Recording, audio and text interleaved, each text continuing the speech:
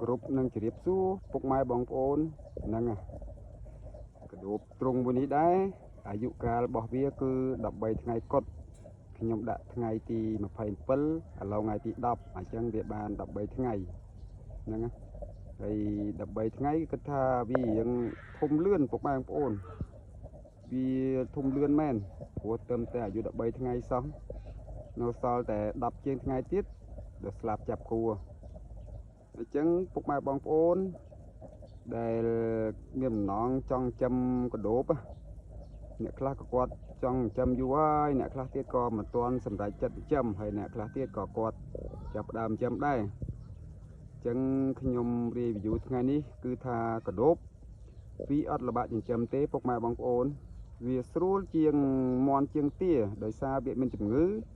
ហើយវាទទួលផលលឿនវាធំធាត់លឿនណាព្រោះអានេះវាអត់ប្រឈមមុខនឹងហានិភ័យទេ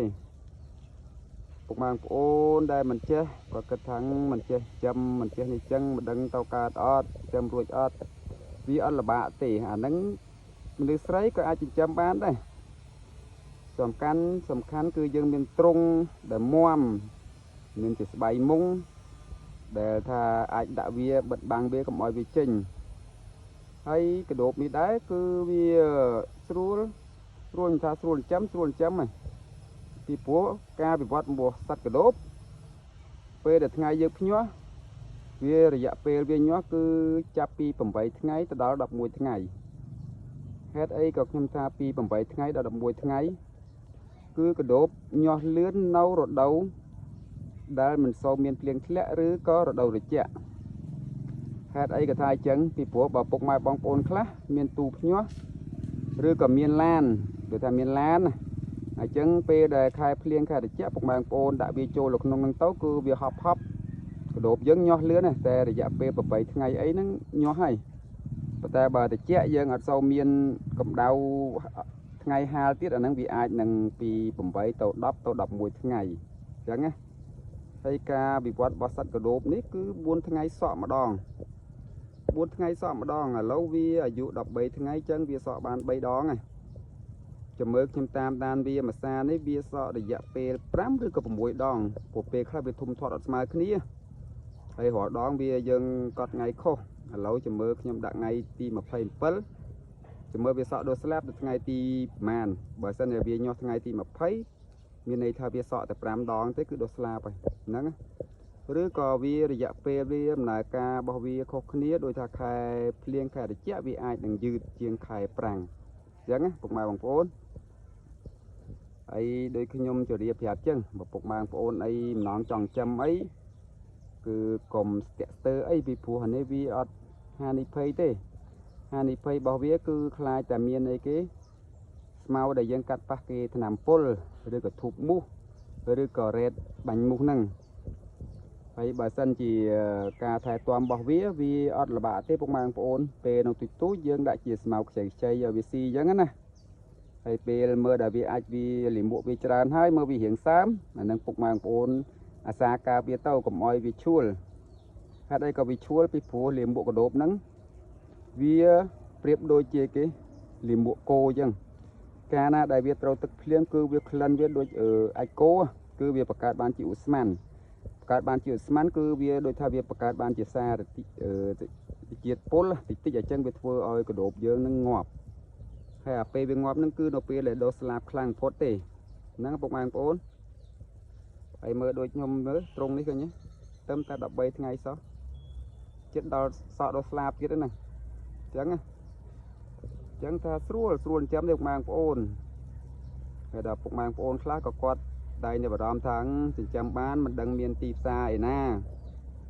ប៉ុន្តែវាភាគច្រើនគឺវាតែងតែមានដែរអ្នកខ្លះក៏គាត់លក់ទៅក៏ពេលដែលទឹកបានសាច់មកក៏អត់ទទួលទិញវិញក៏មានដែរអាហ្នឹងវាមានមួយចំនួនតូចបើដូចជាកសិដ្ឋានគេធំឬក៏អ្នកគេលក់ដូររ៉ូស៊ីភាពថ្លៃធ្នូទៅវិញទៅមកគឺគេអត់កុហកបោកប្រាស់ពុកម៉ែបងប្អូនទេអញ្ចឹងប៉ុន្តែលើโลกនេះតែងតែមានជនដូចថាវាខិលខូចមួយចំនួនឬក៏អ្នកគោក៏ដូចរបស់ខ្ញុំអញ្ចឹងពេលខ្លះពងពូជសឹងថារកឲ្យគេមិនទាន់ឥឡូវបងប្អូនខ្លះក៏កំង ក៏ឲ្យបានវិចប់ឲ្យហើយនៅបងប្អូនខ្លះទៀតពី3ថ្ងៃទៀតអាហ្នឹងបានរែងឲ្យគាត់ទៀតហើយក៏សុំទោសដល់ពុកម៉ែបងប្អូនដែលកំងពងពូជហ្នឹងគឺយឺតវាយឺតប្រហែលថ្ងៃដោយសារខ្ញុំរែងអត់ទាន់ហ្នឹងរែងមិនទាន់ដោយសារវាវិលជុំវារៀងនេះដែរដោយសារមកចូលឆ្នាំហ្នឹងលេងខ្លាំងហ្មងលេងខ្លាំងហើយចឹងហើយបានស្ទះពងកដោបដល់ពុកម៉ែបងប្អូនប៉ុន្តែអត់អីទេស្ទះតែមួយថ្ងៃពីរខ្ញុំនឹងឲ្យពុកម៉ែបងប្អូនឆាប់មិនឲ្យខកម្ដងហើយដូចខាងខ្ញុំនេះគឺខ្ញុំលក់ពងពូជខ្ញុំទទួលទិញសាច់មកវិញហេតុអីក៏ថាខ្ញុំទទួលទិញសាច់មកវិញពីព្រោះខ្ញុំអ្នកបំពងលក់ផ្ទាល់អញ្ចឹងវាទីផ្សារគឺទីផ្សារខ្លួនឯងផ្ទាល់ដោយសារខ្ញុំបំពងលក់ទេហ្នឹងណាហើយក៏មានមួយចាប់ដៃគូទិញដែរប៉ុន្តែពេលខ្លះអត់មានសាច់កដោបឲ្យពួកគាត់ដោយសារខ្ញុំបំពងខ្លួនឯងហ្នឹងណាពុកម៉ែបងប្អូនអញ្ចឹងអរគុណច្រើនពុកម៉ែបងប្អូនបើសិនជាចង់ចាំអីអាចឆាតតំណងតាម Telegram តាម Facebook ហ្នឹងណាហើយបើថាពុកម៉ែបងប្អូនចង់ចេះចង់អីអាចឆាតសួរខ្ញុំមកខ្ញុំបង្រៀនហ្វ្រីឲ្យតែពុកម៉ែបងប្អូនទិញពងពូជគឺខ្ញុំនៅក្បែរពុកម៉ែបងប្អូនតាំងពីចាប់ផ្ដើមចិញ្ចឹមរហូតដល់ជោគជ័យអញ្ចឹងវីដេអូថ្ងៃនេះមានតែប៉ុណ្្នឹងទេពុកម៉ែបងប្អូនហើយមើលស៊ីខ្លាំងសុខភាពល្អហើយទ្រុងនេះដែរខ្ញុំបសោតខ្ញុំមកដាក់ចំណីគួនមាន់នេះប្រហែលជាខ្ញុំដាក់ក្របពោតសុទ្ធខ្ញុំចង់បសោតទ្រុងនេះមួយទៀតពេលដែលវាសក់ដោះស្លាពេលដែលវាចាប់គូពងខ្ញុំដាក់តែក្របពោតកិនហ្នឹងជាមើលវាមានបញ្ហាអត់ព្រោះខ្ញុំចង់ដឹងថាចំណីគូមាន់ហ្នឹងវាប៉ះពាល់កដោបយើងពេលដែលចាប់គូពងពុកម៉ែបងប្អូនគឺខ្ញុំបសោតមកទ្រុងចឹងអរគុណច្រើនពុកម៉ែបងប្អូនជួបគ្នានៅវីដេអូក្រោយទៀតហ្នឹង